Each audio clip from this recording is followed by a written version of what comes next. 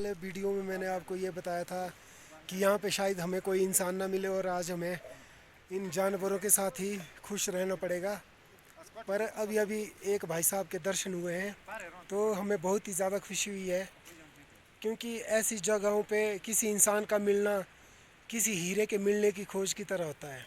ये देखिए दोस्तों, थोड़ी देर पहले जो मुझे चीज़ मिली थी, मैंने अज्जू को बताया भी था कि शायद इसकी चटनी बनती होगी, पर मुझे ये पता नहीं था कि ये बन वाला खीरा है। पर अभी अभी मुझे इन्होंने बताया है कि ये बन का खीरा है, और अज्जू भी अब बड़े आराम से बड़े चाव से इसको खा रहा है और मुझे भी दे रहा है मान लाते हुए अपना।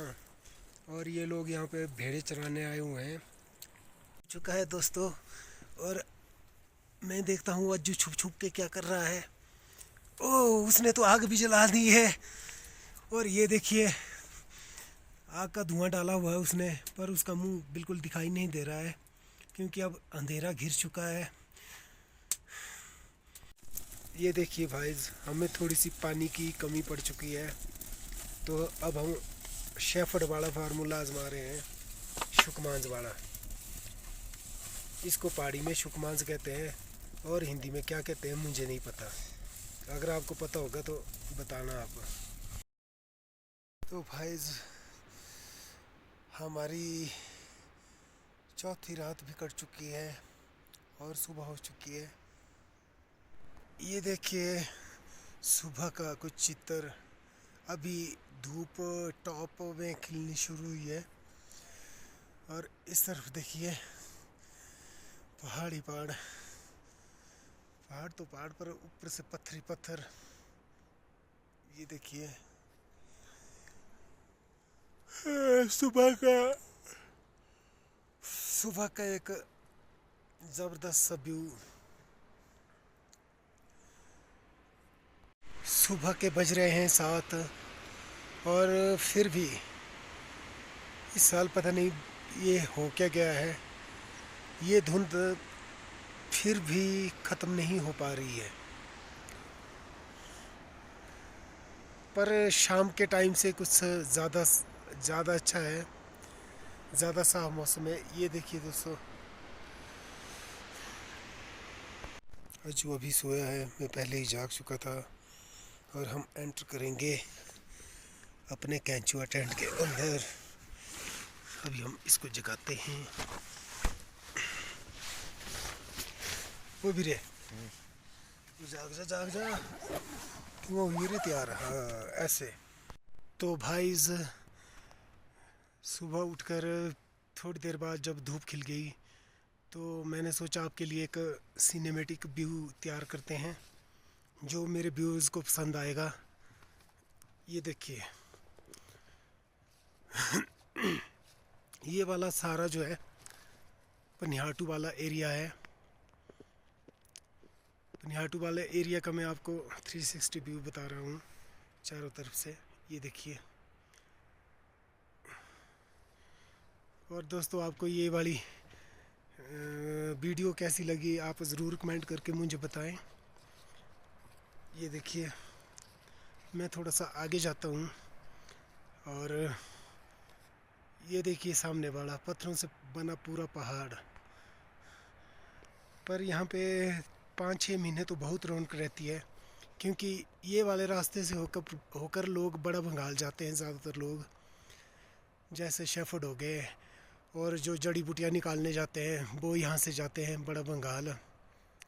और यहाँ से ऊपर से जो देख रहे हैं ना आप, यहाँ से अपने सवाड़ और पॉलिंग की तरफ जा सकते हैं ऊपर वाले पहाड़ के पीछे से होकर।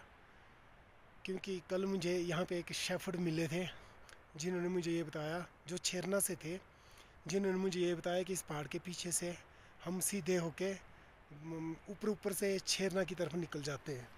और ये आगे वाला व्यू, ये जो आगे वाली पहाड़ियाँ दिख रही है ना आपको, हाँ, यहाँ से परे से होके वो आगे चले जाते हैं और देवी प्रधानी होकर छेरना के लिए निकलते हैं। तो भाई मुझे तो ये बहुत ही अच्छे व्यूज़ लग रहे हैं, इसलिए मैं आपके लिए शूट कर रहा हूँ, ताकि आप जहाँ पे भी देख रहे हो मेरा वीडियो, आपको एक अलग तरह की फीलिंग और बिल्कुल अकेलेपन वाला वो महसूस हो, क्योंकि यहाँ पे ज़्यादा लोग तो रहते नहीं है।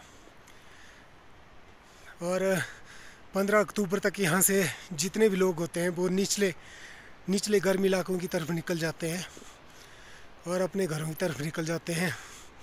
ये देखिए। और भाईज यहाँ पे बहुत सारी प्राकृतिक झीलें बनी हुई है, और जैसे जैसे जितनी भी झीलें मुझे दिखेंगी मैं आपको बताता जाऊँगा। पर दिक्कत यह है कि मेरे फ़ोन की बैटरी और मेरे पावर बैंक की बैटरी ख़त्म होने वाली है, शायद मैं आगे शूट ना कर पाऊँ। और भाईज ये सामने आपको थमसर पास भी दिख रहा है, जिसकी हाइट लगभग 4,500 फीट के करीब है। और ज़्यादातर लोगों का यहीं से बड़ा बंगाल आना जाना होता है, और जो भी यहाँ पे टूरिस्ट आते हैं वो भी यहीं से इस थमसर पास को पास करके आगे निकलते हैं।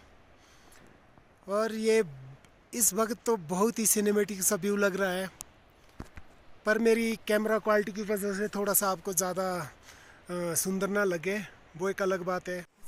तो भाई जैसे ही हम ऐसी जगहों पे पहुंचते हैं तो मन खुशी से झूम उठता है, और हम कुछ इस तरह के वीडियो बनाने लग जाते हैं, और जो हम आपको दिखाना भी चाहते हैं।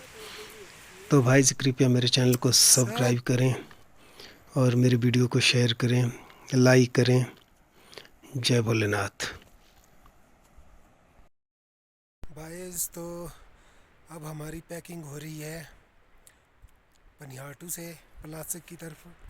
ये देखिए।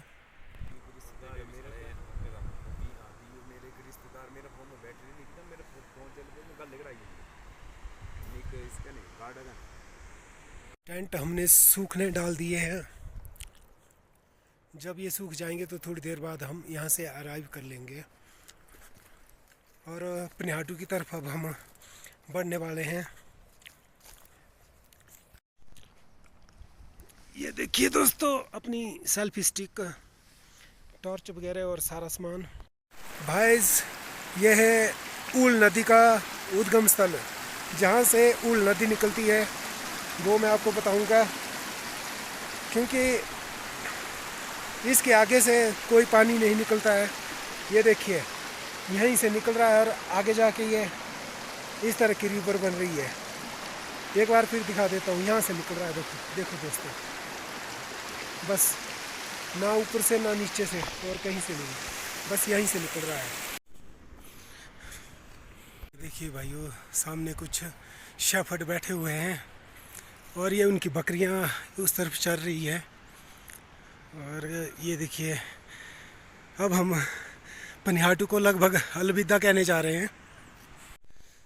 भाई तो पनिहाटू से निकलने का समय हो चुका है, और हम लोगों ने सारी पैकिंग कर चुके हैं।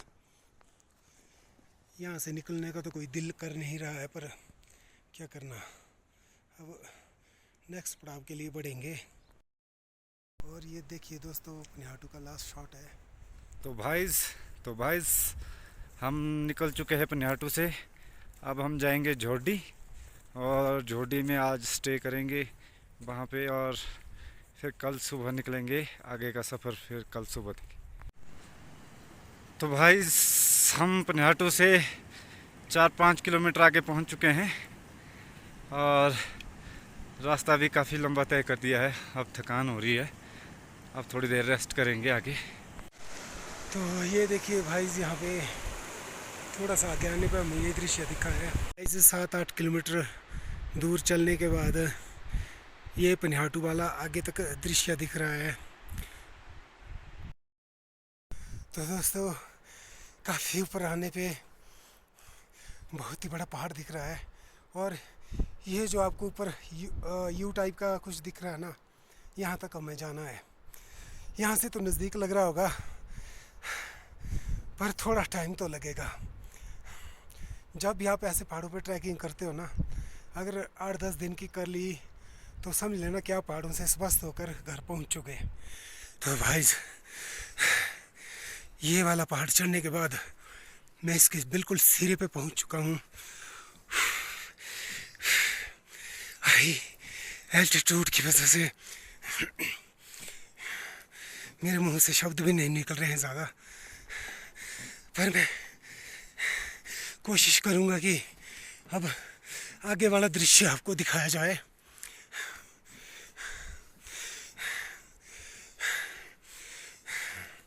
और ये देखिए आगे वाला दृश्य। यहाँ पे भी शेफर्ड्स ने अपनी भेड़ें ला रखी थी। शेफर्ड ने अपनी भेड़ें यहाँ पे भी ला रखी थी, पर ये देखिए, पर आजकल ठंड होने की वजह से वो निचले इलाकों की तरफ प्रस्थान कर चुके हैं।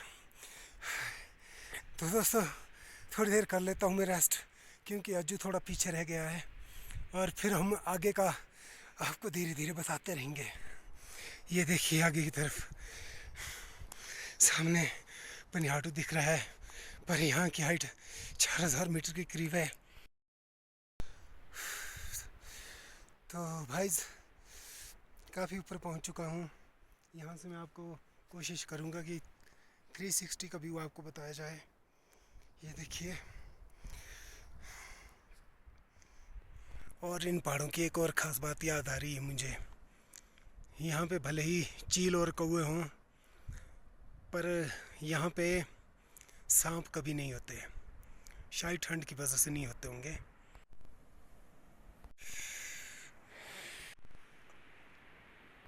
तो एक और व्यू मैं आपको दिखा रहा हूँ।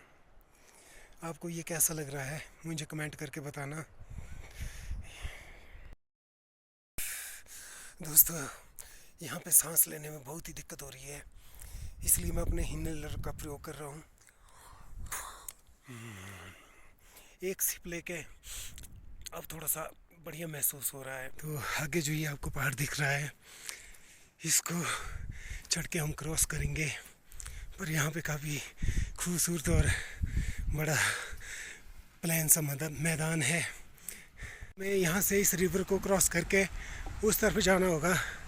शायद आपको छोटे छोटे रास्ते दिखाई दे रहे होंगे, उन रास्तों से होके वो वाले टॉप पे हम जाएंगे। ये जो दिख रहा है मेरे डंडे के सामने, रास्ता भले ही ये प्लेन है, पर प्लेन होने का फ़ायदा तो ये है कि हम थोड़ा सा जल्दी चल पा रहे हैं, और यही प्लेन रास्ता हमें ऊपर पहाड़ तक ले जाएगा। इस बार यहाँ पे अक्टूबर महीने तक धुंध ही पड़ रही है। ये देखिए सामने। आमतौर पर ऐसा होता था कि आजकल तो धुंध खत्म ही हो गई होती थी। जब भी आप ऐसे पहाड़ों पर ट्रैकिंग करने जाते हो तो इस तरह के जूते पहनिए। अगर आप दूसरे बड़े जूते पहनेंगे तो आप चल भी नहीं पाओगे और थक भी जल्दी जाओगे। भाई थकने की प्रकाष्ठा हो चुकी है, क्योंकि लगभग हम 15-20 किलोमीटर आगे आ चुके हैं, और जितना भी हमारा ये ट्रैक होगा 8-10 दिनों का जितना भी होगा, तो लगभग हम 200 किलोमीटर चल चुके होंगे। और जब आप इतना चलते हो ना, तो पैर अपने जवाब देने लग पड़ते हैं। पैर बोलते हैं कि भाई रेस्ट करो, आराम करो, और आराम से बैठे रहो। पर आपको अगर बैठना भी होगा तो 5 मिनट से ज़्यादा ना बैठें, क्योंकि अगर 5 मिनट से ज़्यादा बैठ गए तो फिर तो आप में आलसी आ जाएगा, सुस्ती आ जाएगी, और फिर आप आगे चलने के ज़्यादा काबिल नहीं रह पाओगे। ये सामने वाले पहाड़ जो आपको दिख रहा है, यहाँ तक पहुँचने के लिए मुझे लगभग 10 मिनट लग जाएगी। जैसे ही मैं वहाँ पहुँचता हूँ तो आपको फिर दिखाता हूँ उस पहाड़ की दूसरी तरफ कैसा नज़ारा दिखता है। एक और प्रकृति का नमूना देखिए। यहाँ पे इन पत्थरों के बीच में कोई भी घास उगी हुई नहीं है। ये देखिए धुंध, पता नहीं ये इतनी जल्दी कहाँ से पैदा हो गई। मुझे यहीं से निकलती हुई दिखी, पर अब हर तरफ धुंध ही धुंध भर चुकी है। 6000 फीट के करीब यहाँ पे हाइट है। 6000 फीट की हाइट पे कुछ अलग ही महसूस हो रहा है। बस ऐसा लग रहा है कि सारी दुनिया से हम थोड़ा सा ऊपर उठ चुके हैं।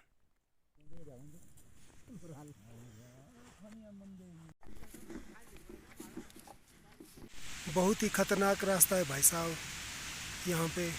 ये सामने देखिए पत्थरों के ही पहाड़ हैं पूरे। मुझ जैसे कमज़ोर दिल वाले तो कई बार यहाँ पे डर भी जाते हैं।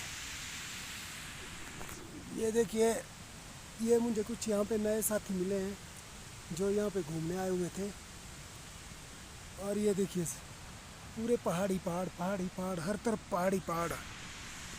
और आगे जाके ये चोटी दिख रही है ना, ये बड़ी बड़ी ऊंची चोटी है। ये देखिए एक और झरना दोस्तों, बहुत ही बड़ा झरना है। ये मैंने कोई 2 किलोमीटर दूर से कैप्चर किया है।